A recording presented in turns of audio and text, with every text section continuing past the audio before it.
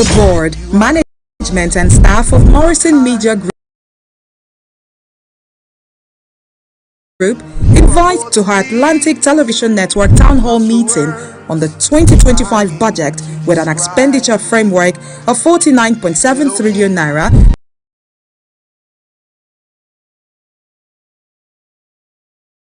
projected revenue of 34.82 trillion naira, and a budget deficit of 13.08 trillion naira, representing 3.89% of GDP, and debt servicing with 15.1 trillion naira. The distinguished chairmanship of Right Honorable O.K. Chinda Esquire, DSSRS Minority Leader, House of Representatives, National Assembly. Keynote Speaker Dr. Chinyere Igwe Esquire, FSM, FIMC, FNIMN, MNIM, ARPA, MIPPA, legal practitioner, author, broadcaster, policy expert, and chairman, Morrison Group. Presenters on the thematic focus areas of the 2025 budget: debts and economy growth focus, Professor Silva Okwala Charles, President, Garden City Premier Business School. Security, funding for military, paramilitary, and police forces to secure the nation and protect borders, Stanley Nsofo, security experts. Agriculture, enhance support for farmers with funding and input to boost productivity and ensure food security, Dr. Nnemeka Obiari, development economist and investment banker. Human capital development, education and healthcare investment, Dr. Emmanuel Iroyema, management consultant. Job creation, public and private partnerships for infrastructure development, Mr. Pat Obiene. Date is Saturday, 25th January 2025. Venue, Dimeji Bankole Hall, Gate Place Hotel, Kilometer 5 East West Road, adjacent Obiri Quarry Flyover, Rumosi, Port Harcourt, by 12 noon prompt. Please note that the meeting is a worldwide live streaming program of Atlantic Television Network. Call Michael Favor on 0813-245-6678. Laurentia Ogu on 0818-344-6746 for attendance booking, partnership and sponsorship. Media partners: Wish 99.5 FM PH and Excel International Magazine.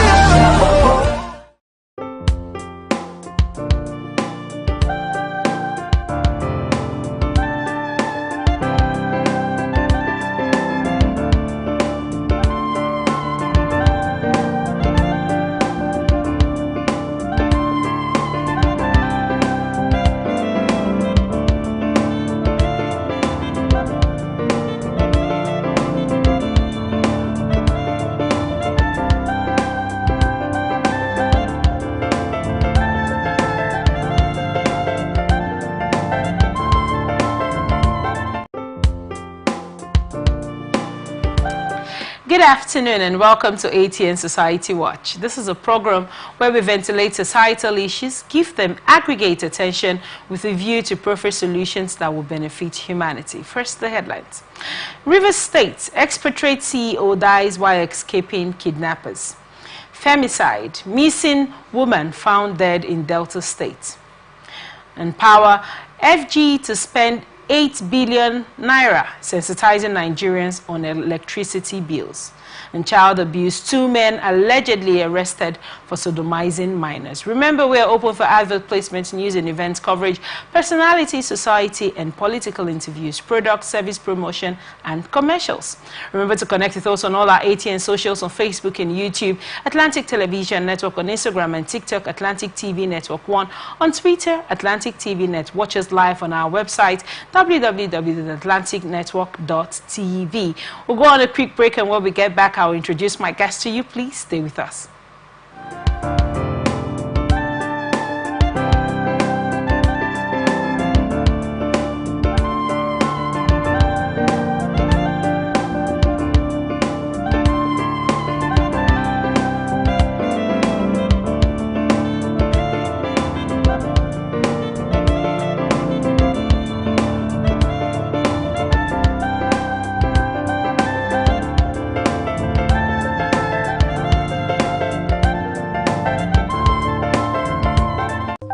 strong lines across the ocean, to the land beyond the mountains, through the Sahara, we bring all the sport news, live analysis, expert discussions on trending stories in politics, business, socio-economic, sports, and documentaries. So catch all your picks on the happenings around the globe. Stay focused on the fact today, only on ATN.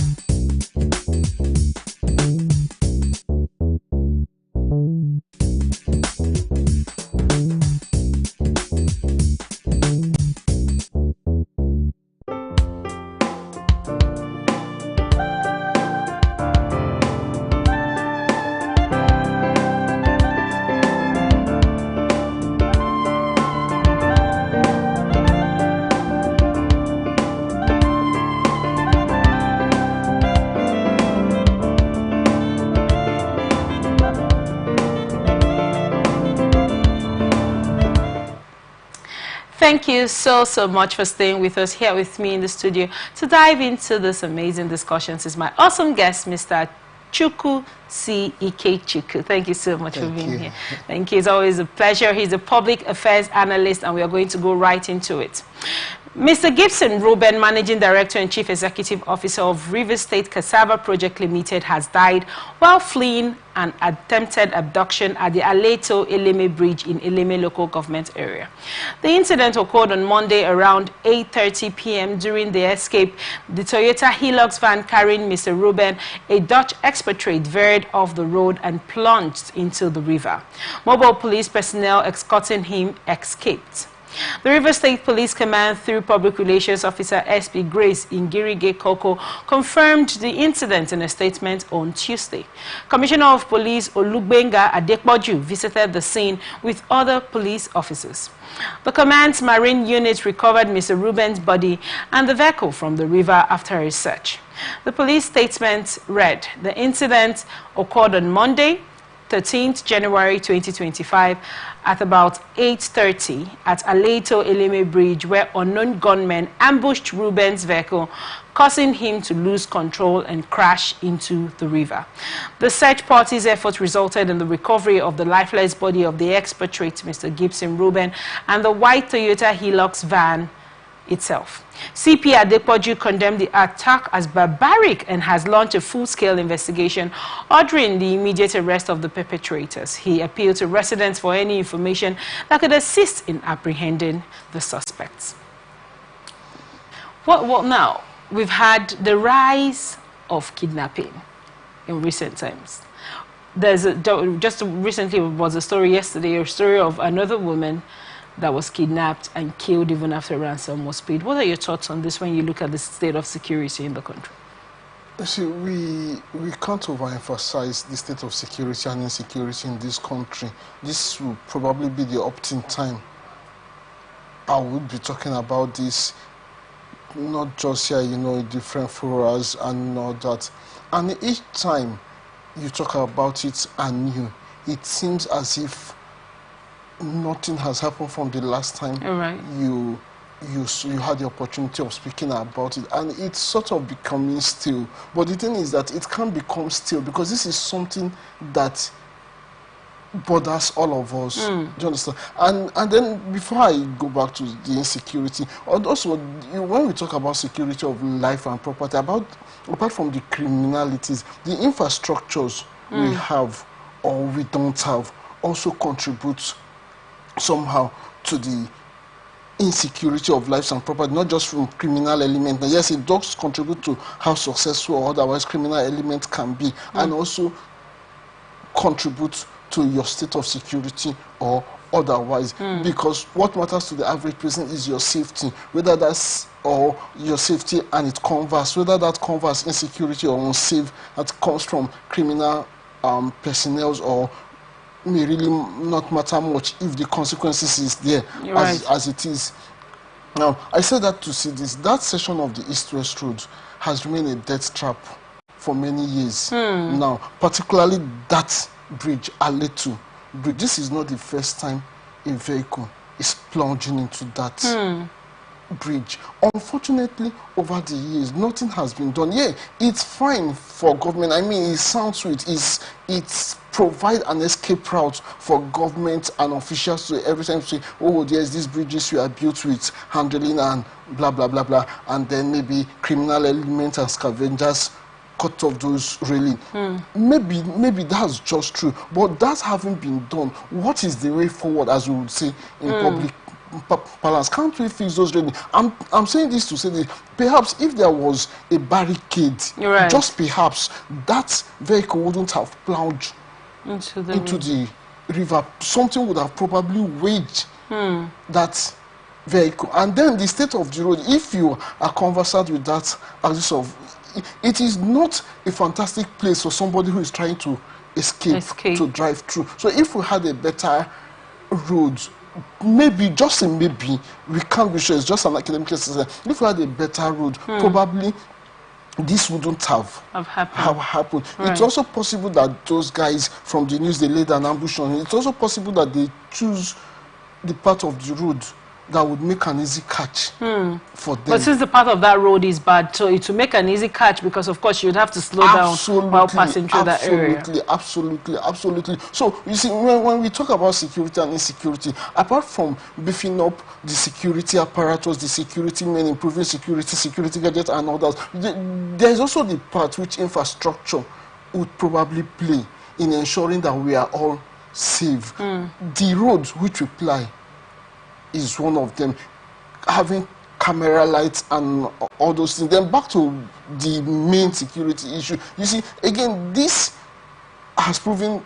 to the fact that short-term measures or stopgap measures may not always save the day. He had security personnel guarding him, but in this case, they failed to protect him. Now, this is not a minus to the security men. It is not to blame them at all. But what I'm trying to say is this, that you see, we are all better off if we have a system that have security for everybody than for a selected few. Absolutely, a selected few having escorts around them. Because even in the process, we should somehow be grateful that it only took that vehicle. In the process, out of frustration, they may even pick somebody else, another. So back to security, we can't overemphasize the need to improve security on our road. Yes, the security personnel may be doing a whole lot, but you see, improving security goes beyond what the individual security man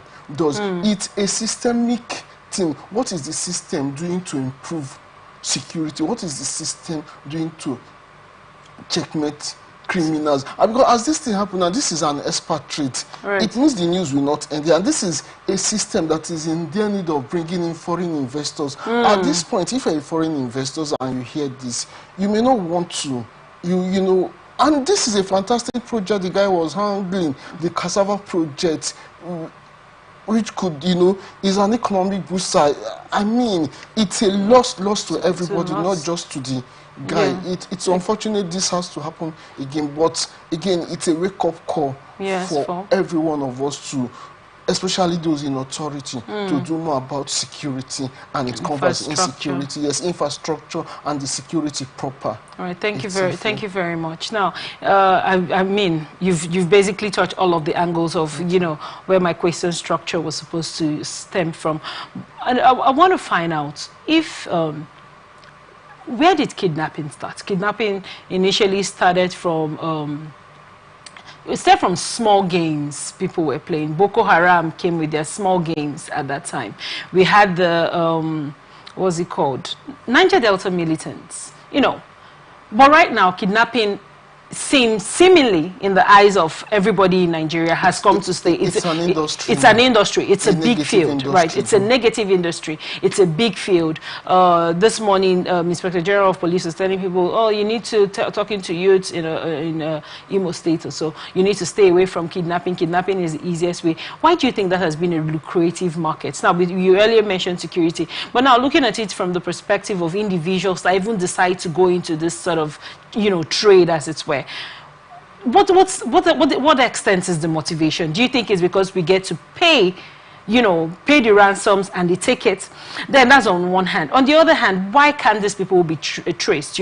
We have the NIN, we have the BVN, we have all of these things. Why do you think this has, grown and advanced to this point without it being caught just when it started? Well, there are more answers than one, or more reasons than one why it has persisted and why people seem to motivate. First, let me say something from a part of the scripture. Talking of the scripture, I mean the Bible says if the punishment or something for a crime, I'm paraphrasing that, if the punishment for a crime is delayed, people's hearts are tilted to do evil. And how, you see, at times the punishment may not be intentionally delayed.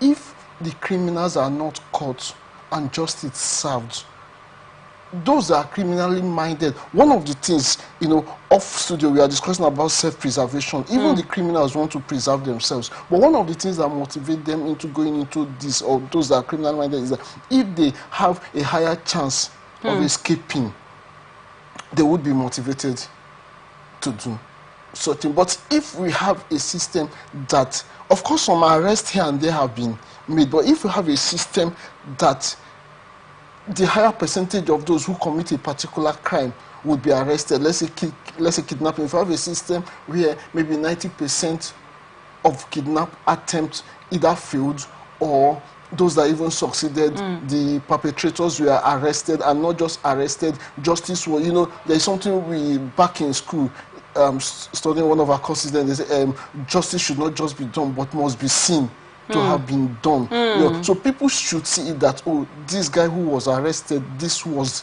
the end of it. If that happens, even parents would, if they suspect a child who is veering into criminality, they have examples to give to that child beyond his theory. You say, oh, back in days when we are growing up, they would easily say, oh, if you do this, you will face the fate of Anini and another. But if all you see is those who went into questionable lifestyle coming out successful, driving flamboyant cars and all that, then they serve as a model to others. Unfortunately, that is not the kind of model we want in our society. Then another thing is that there is a general decay in morals in society. Well, why do you think that is? For more reasons than one. There is the economic part of the economic side of it. There is the general despondency amongst people. People are getting tired for whatever reason. Parents are not doing what they ought to do. People are getting negative influence and all that. Then there is also the system,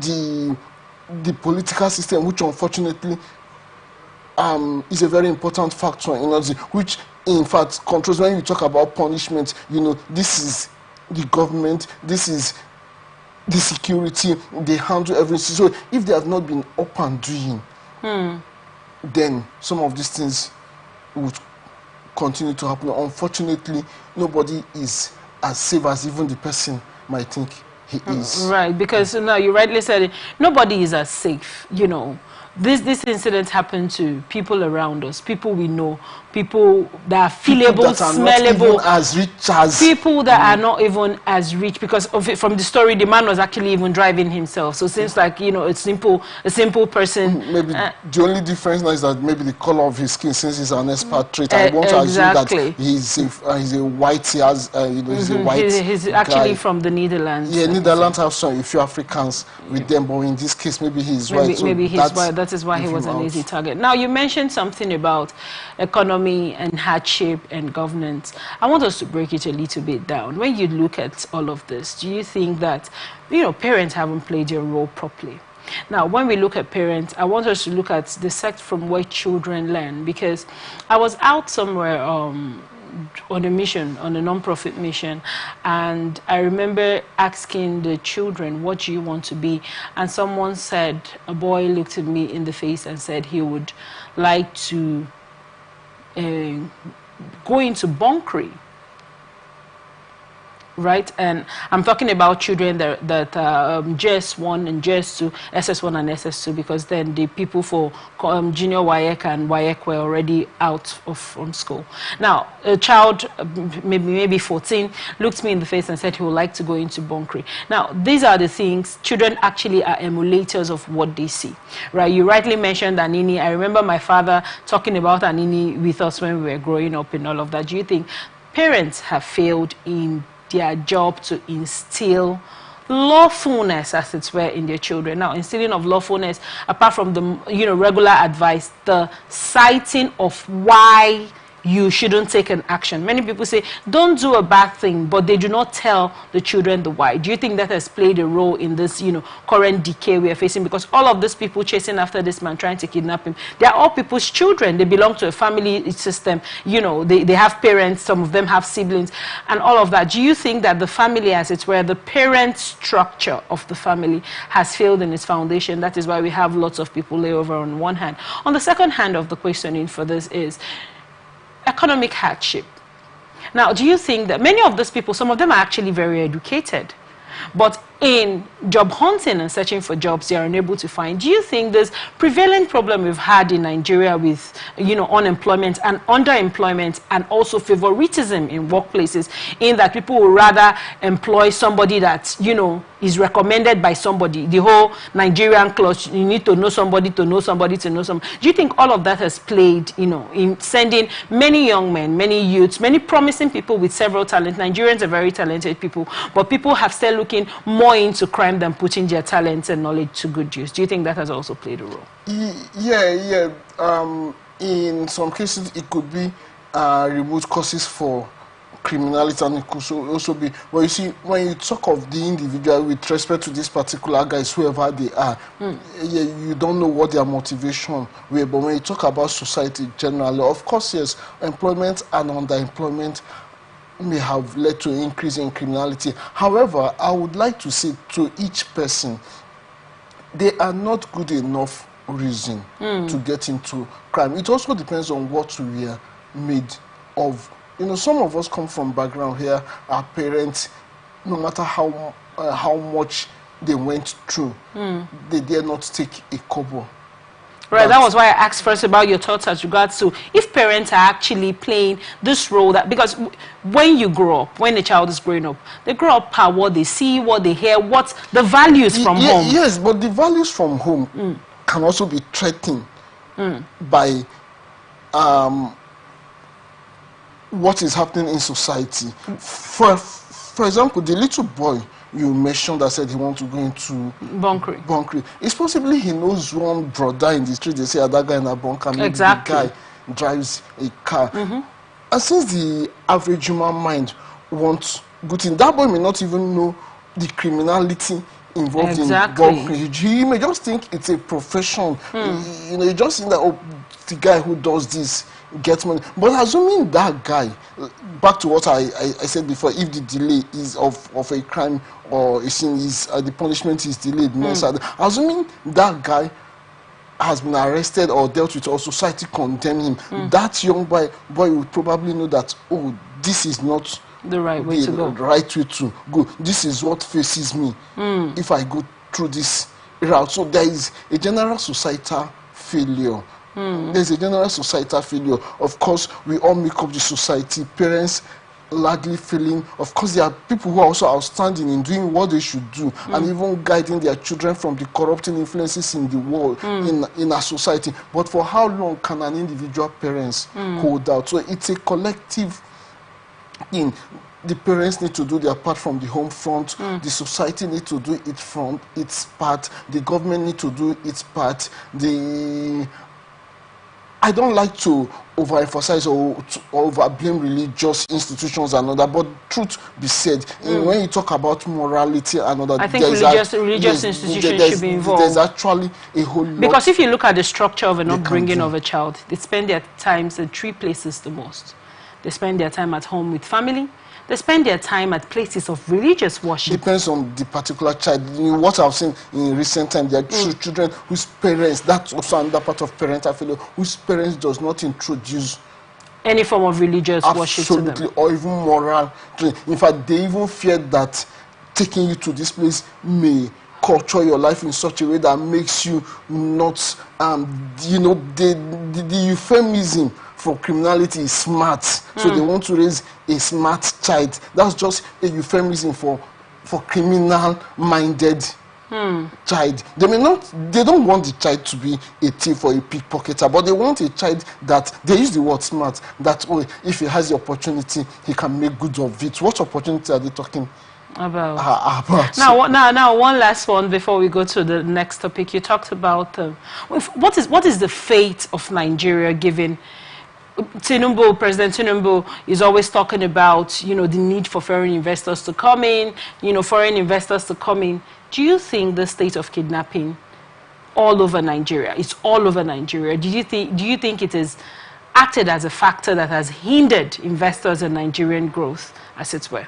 Yeah, it's a factor, but not the only factors. Okay. Infrastructural decay, unfavorable business climate, so many other things, but definitely this is one of them. If you're an investor, you don't make a decision to invest or not to invest on one factor. You consider the business environment, you consider the possibility of making profit and perhaps repatriating your profit. It's one thing to have a business that make profit. It's another thing for you to be able to hold your profit. Then your safety while doing the business. Yeah, your business can thrive. Yeah, the business environment may be fine. Yes, there may be market there. But what of my safety? If I'm not safe, I'll think twice before investing in that business. Yeah, except I will invest through a proxy. Another. But if I have to go in person, my safety matters. So they all join together with many other factors too. By the way, the talk for foreign investors precede this. Yeah. I remember from 1999 when former President Obasanjo came to power. That's one of the things he was all about, traveling all over the world looking for foreign investors. Right, but then there were not as many kidnappers as we have now, and security wasn't as bad. The economic and inflation wasn't as bad as it is now. Well, it's negatively progressing. We had our challenges then, but it has progressed rather negatively. Thank you so much for your insight on that one. We go straight now to the next story. Woman identified as Lucy, who had been missing since January 5th, has been found dead in her apartment along NNPC Road in Asaba, Delta State. The discovery was made by a colleague sent to check on her after she failed to report to work without explanation, according to a Facebook post by Harrison Gwashimu, Senior Special Assistant to Civil Society and Youth Mobilization for the Delta State Governor. The colleague mentioned that her apartment door was locked, and when she peeped through the window, she discovered Lucy's lifeless body.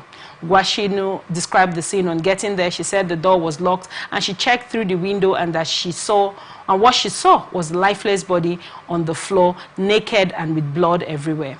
Upon investigation, it was discovered that there were marks on her body. Her fingers was cut with a knife, and her hair was scattered on the floor, which showed she struggled. Lucy was allegedly murdered in her house. Gwashiu urged the Delta State Police Command, led by CP Abaniwanda, to conduct a thorough investigation and bring the perpetrators to justice. He also advised residents to report any threats to their lives. If anyone threatens your life, please send me a DM. Do not take threat as a minor threat. Take them seriously and report the person, he said. Now, Delta State Police Public Relations Officer Bright Edafe confirmed the incident and stated that an investigation is on the way. Femicide is currently on the rise. Just yesterday, we had a man cut off the head of a lady. Today, we have someone murdered in our apartment. What are your thoughts when you look at this story as regards to this? How are we sure this is pure femicide or another criminal act? Well, for me anyway, whether it's femicide or it still boils down to what we said before, the rising state of insecurity. Yes. Yeah. Because now it wasn't stated if anything was stolen from our apartment. Why were her fingers cut? All of that. The story didn't state that her phone is missing, her house was burgled. Do you understand?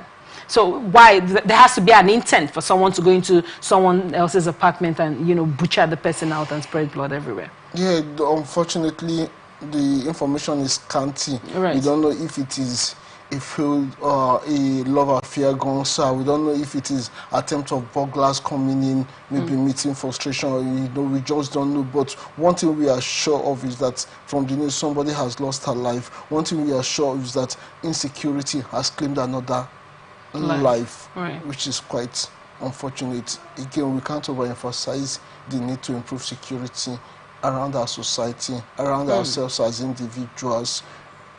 Just security, security, security, security. We can't get too much of it. We can't get too much of it. Now, another angle I've looked at this story is this lady last went to her office and her workplace on the 5th of January. I also commend the office people for making effort. Now, exactly. While I commend the office people, I want to get your thoughts as regards Africans and Nigerians. We were usually a communal people, right? You say we usually, back then they would say the society raises a child.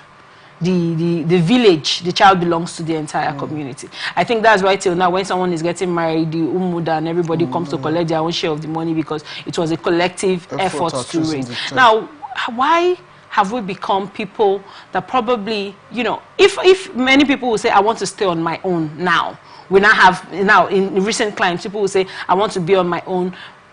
Ordinarily, I mean, from 5th till today is 15th, it's 10 days. She was found just yesterday. Yeah, the thing is, so it's about 10 days. Back in the day, someone doesn't find you. They come to your house. They look for a way to reach you. You have people checking up on you. Even though there were no phones, I remember then my dad would send things to my auntie. When my auntie sees anybody entering a boat to come to Port Harcourt from my town, she will send us a love letter. And my mother's sister then will send us a love letter and some bread. Now, people were putting in the effort. Why do you think, how do we even lose that now? Oh, the thing is that I don't know, in this particular case also you wonder, well, that it has been 10 days since they didn't see her in the office may not necessarily mean that the incident happened 10 days ago. It's possible it's recent. From the person didn't talk of stench. If it was 10 days by now. She was actually, they came yesterday, so she was actually discovered. But that is 10 days, I'm acting as regards family, friends. Do people bother to look for, their loved ones? The place where she lives, is it a private compound or are there neighbors there? I mean, I don't know, but if somebody has struggled to the point, except she was tied, she couldn't shout another, to the point of killing her, cutting her fingers, was there no noise made or something? How did the people get into, or the people brings the question. Probably because everybody is doing, I want to mind my business and stay on my own. Do you think that has helped us in any way? Yeah, but minding my business is fine, absolutely fine. But that does not take away the fact that I am still human. Man is a social animal. Right. Doesn't take away the fact that if I hear a cry somewhere, an unusual cry, a cry of pain, I won't be bothered to ask what is happening there. Do you understand? At least there is a human thing in me. If I hear a shout, what's that noise for? That noise persists. You may not be able to save the person as it were, but that curiosity would probably lead to a discovery of something wrong. So I don't know the kind of apartment she lives. If it's in a public compound where she has neighbors and streets and all that, and like you said, the family, although maybe 10 days is not a long time for nobody to have called her, depending on the kind of farm. I know some families put up a call every day, especially when they live apart, they call themselves every day. But they also have families who, okay, maybe they don't talk to themselves maybe in 2 weeks or something. 2 weeks, somebody just feel like, oh, I've not called, and you call, probably the person don't take the call, you move on with the assurance that everything should be fine, But of course, there is a need to constantly check on ourselves. Check on ourselves and especially check on our those, there are those that are your loved ones, that checking on them is not a burden to either you or to them periodically. You know that, oh, this person would normally, maybe you have a family WhatsApp group or something, this person would normally make a comment. For some period of time, there has been no comment from this person. What's the matter? Let's check on that person. But what of that person that doesn't make a comment, that can say 1 year without talking, and you call and say, oh, I'm fine, everything is okay, everything is okay. I feel that even those kind of people do have people that call them. Maybe yes. Somehow. Maybe yes. Now, when we talked about the compound, I want to, rightly reference certain estates, there's certain areas of living. People don't even know the faces of their neighbors. Yeah, you see, I could live with you in the same, not the same apartment, the same building. I don't know you. I don't probably have much to do with you other than the periodic good morning each time we run into ourselves. But that doesn't take away the fact that if I hear an unusual sound from your apartment, a consciousness will be pricked in me. I think these things are not love affairs. It's just human. It's not because I have a fantastic personal relationship with you, but it's just human. That's what makes somebody traveling. You see an accident with him or something, you stop. You're not doing it because you know the person or something. It's just human.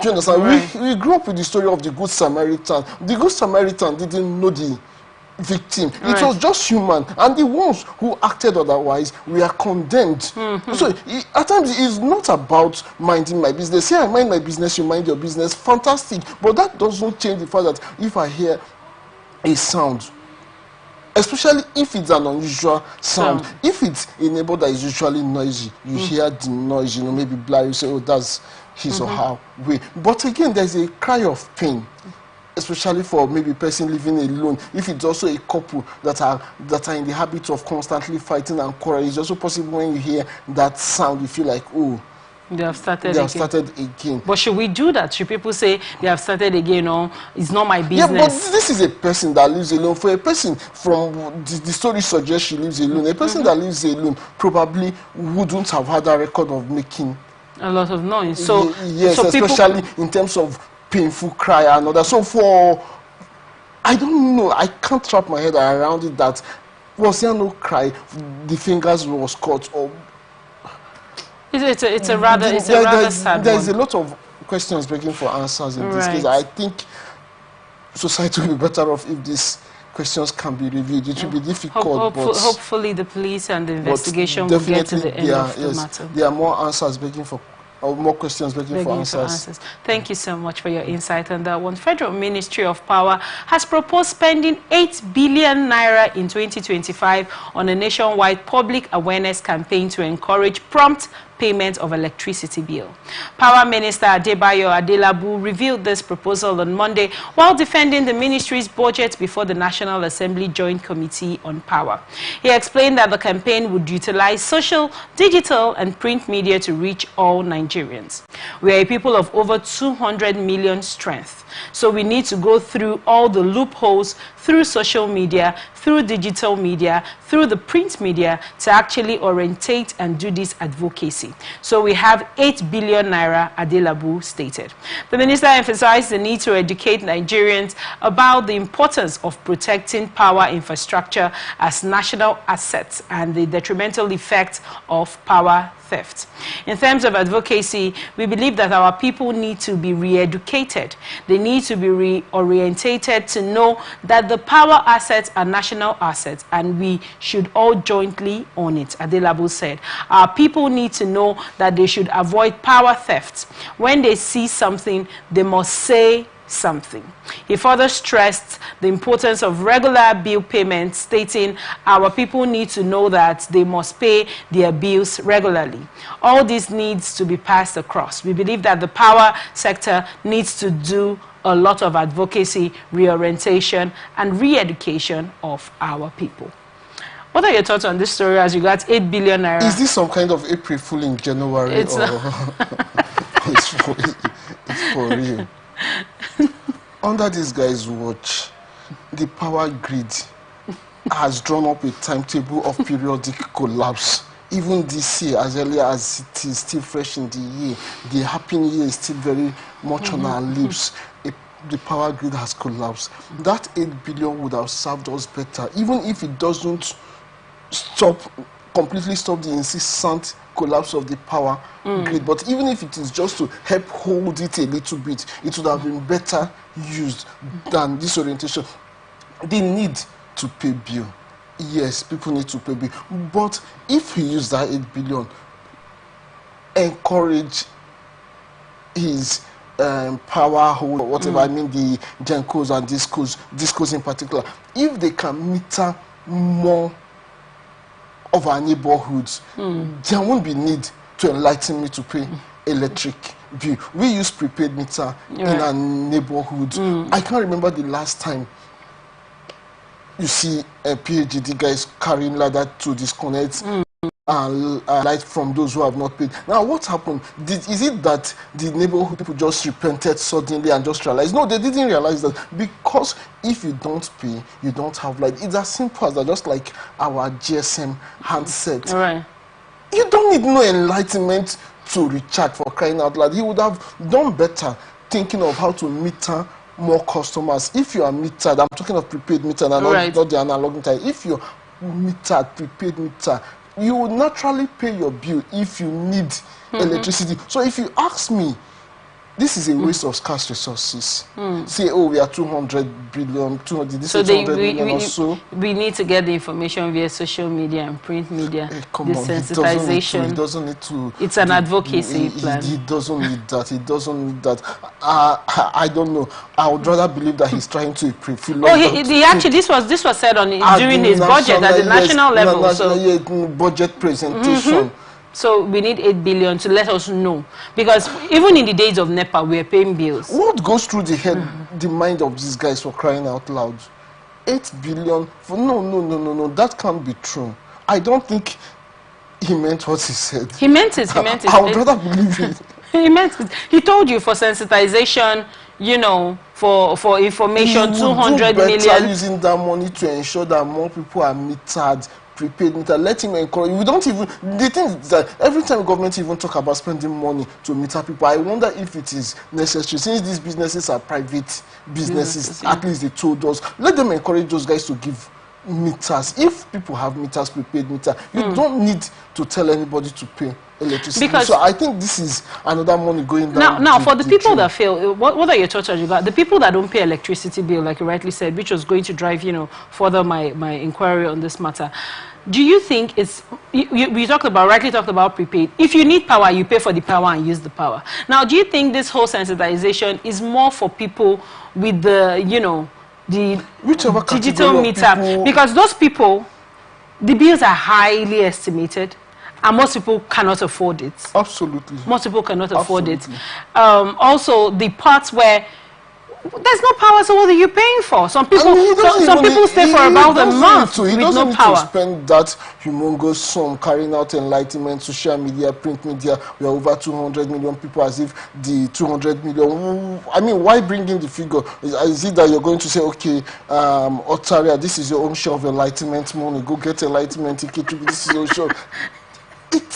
It doesn't work. That's another money going down the drain. There are better things we can do. What better things do you think this money should be used for? Oh, come on. I mean, especially as regards grid that has been especially as I wanted to point out, as regards power grid, as regards these meters and, you know, this overcharge. The power grid that has become sort of an Obanje, if you remember that story now. That money can serve it better. Encouraging. But you know, they did say that the power grid was being sabotaged. Maybe provide security around it. Whatever the case is, what we need is constant power supply, but not wasting that money for enlightening people to pay. Very well, thank you so much for your impact on that one. Bauchi State Police Command has arrested 2 men in separate incidents for allegedly luring minors with food and money before sexually assaulting them. In the first incident, 41-year-old Aminu Musa of Sabon Garin Narabi was arrested following a report made on December 30, 2024 at the Teldin Fulani Divisional Police Headquarters. Musa is accused of sodomizing an 11-year-old boy. The complaint stated that Musa lured the boy to his room on multiple occasions using food and small sums of money, 100 to 300, to manipulate him. Musa confessed to the crimes during interrogation, admitting to exploiting the boy under the pretense of offering help. In a separate incident reported on December 31st, 2024, at the B Division Police Headquarters in GRA, Bauchi, 38-year-old Adamu Abdullahi, a scrap dealer known as Baban Bola, was arrested. Abdullahi is accused of luring a 10-year-old boy into an uncompleted building on December 28, 2024, and forcibly committing sexual assault. Abdullahi also confessed to the crime during interrogation. The Bauchi State Police Command continues to investigate both cases. Sodomy is now on the rise. And gay relationships in Nigeria actually cost a 14-year prison sentence. What are your thoughts on this story? Unfortunately, this has to happen. This cannot even be called a gay relationship because these are minors that have been abused. So this is a clear case of rape, child sexual molestation, right. Child sexual. I think these guys should go in for it. And then again, like you say, parents, society should be mindful of younger ones. When you see, these children, parents should just be mindful of their children. If they stay away for too long, know where they are. If they are attracted to a particular person, just know what is the attraction. Why am I attracted to you? Parents should ask that question. Why are you getting attracted to this person? Even if you don't want to vocalize the question, watch and be sure that nothing untoward is happening to your child. Because these children now are... It's unfortunate they have to go through this, and this is something that may live with them for longer than we can imagine. In some cases, the whole of their lifetime, this memory and it will distort who they are. Exactly. So I just hope justice is served, because there are many laws that can hold them. There is the child right law. Child right law. Yes, there is violence against people. Absolutely. Yes. There is also the law against homosexualism, which is still very much in place in Nigeria. I mean, how many people do you know have been convicted for any of this? Now, let's start from because why I want us to start talking from the homosexual point of view, as it were, is anal sexual relations. It's not the normal way things like this are supposed to happen. Man,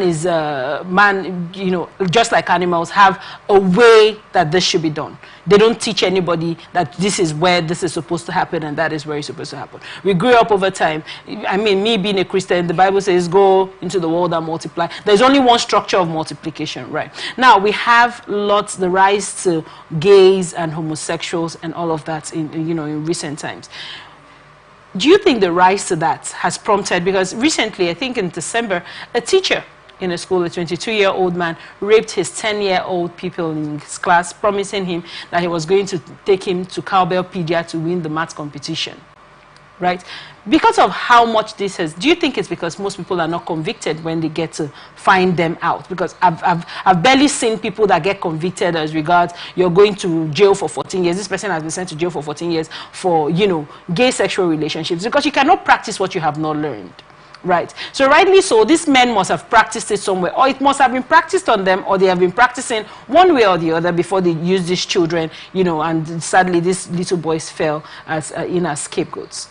Well, the thing is that goes back to what I said before. Justice must not just be done, but must be seen to have been done. Right. But the case of gay and justice, it's a sort of a thorny issue, given that it has a global correlation. There are part of the world that try to pressure Africans in particular, and this is not it. They say, it's their right and all those stuff. Yeah, much as I do not intend to tamper with your right, but in this case now, this is an abuse. Yes. Yeah. So at least these cases of abuse, child molestation, should be dealt with and noise made about it. If the society for political expedience, especially global political expedience, they don't want to make noise about conviction of gay persons if there have been convictions, but at least these cases like this that involve minors can be noised abroad, so those who intend to do it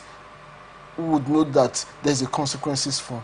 Thank you so much for your insight on that one. This is where we wrap it up on this episode of Atlantic Society Watch. I'm really grateful to you for gracing the show and all the awesome insights you dropped on each of the topics.